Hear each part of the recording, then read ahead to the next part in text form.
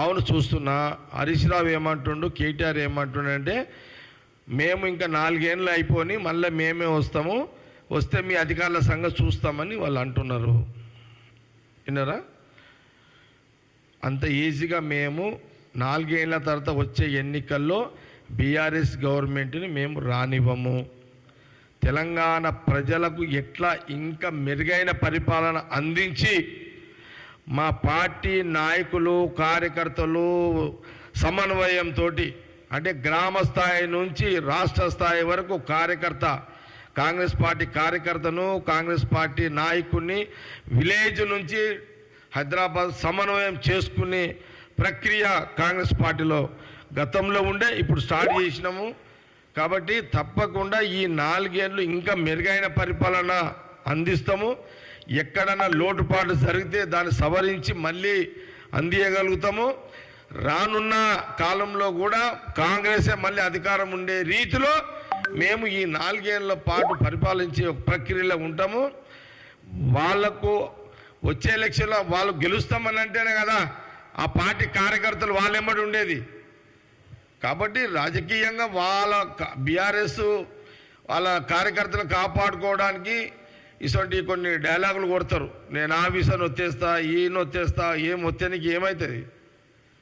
ఆడే పిల్లల మాట, నువ్వు ఏడికి వచ్చేస్తావు? నువ్వు అసలు గవర్నమెంట్ వస్తే కదా వత్తనికే. ఇట్లానే ముఖ్యమంత్రి రేవంత్ రెడ్డి రెచ్చగొట్టి మీరు ఎత్తి మీద తెచ్చిపెట్టుకుంటున్నారు. ఇదంతా పంచాయతీ. ఉత్తకి ఎందుకు గెలుగుతారా మీరు? ముఖ్యమంత్రి రేవంత్ రెడ్డి ఆయన పని ఏదో పబ్లిక్ చేసుకుంటూ పోతున్నాడు. నేను ఇంతకుముందు కూడా చెప్పిన, ఆ గీకుడు ఎందుకు, గోకుడు ఎందుకు, మీకు కరిపించుకున్నాడు ఎందుకు కేటీఆర్ అని చెప్పి.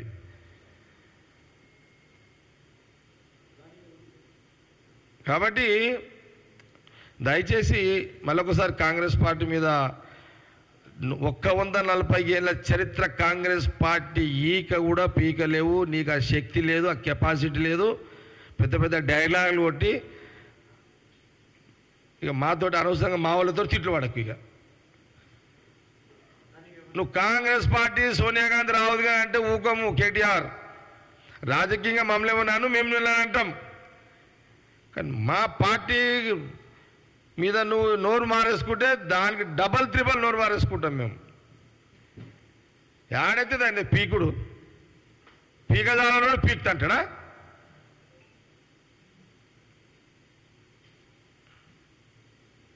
మర్రి చెట్టు లాంటి మర్రి చెట్టు లాంటి ఏర్లను పీకే అంత కెపాసిటీ కేటీఆర్కి ఉన్నదా? కాబట్టి ఈ డైలాగ్ డెలివరీలు బంద్ చేసి ఏమన్నా నీకు ప్రతిపక్ష పార్టీగా ఏదైనా సలహాలు ఇచ్చేది ఉంటే ఈ ముఖ్యమంత్రి రేవంత్ రెడ్డి అవి కూడా ఏమైనా ఉంటే చూసి చేసి పెడతాడు. ప్రభుత్వమైన ప్రజల కోసమే, ప్రతిపక్షాలైన ప్రజల కోసమే. కానీ నువ్వు పాజిటివ్ లైన్లో పో, నెగిటివ్లో ఎందుకు పోతున్నావు ప్రతిరోజు? ఆయన ఇంకేమైనా క్వశ్చన్స్? Close subject.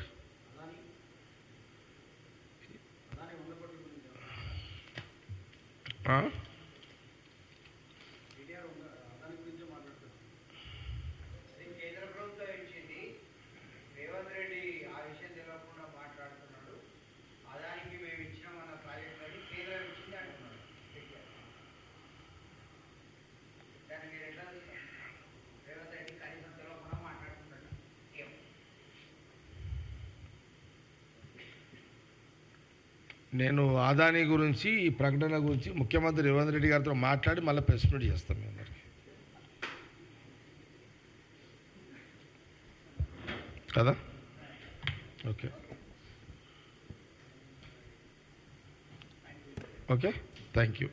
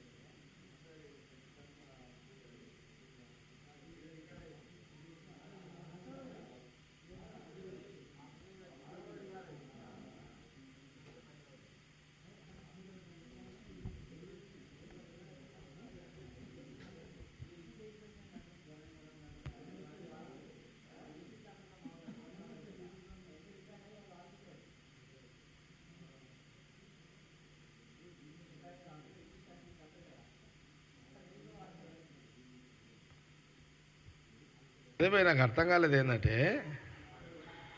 ఈ కాంగ్రెస్ పీకే అదేంది కూకుడు వాళ్ళు పీకేస్తా అంటే నాకు అదే అర్థమవుతలేదు అది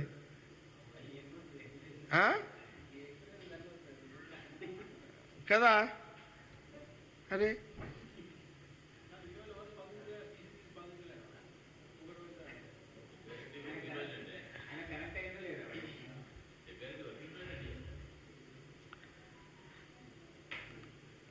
ఆ కేటీఆర్ స్క్రిప్ట్ ఓడిస్తున్నాడు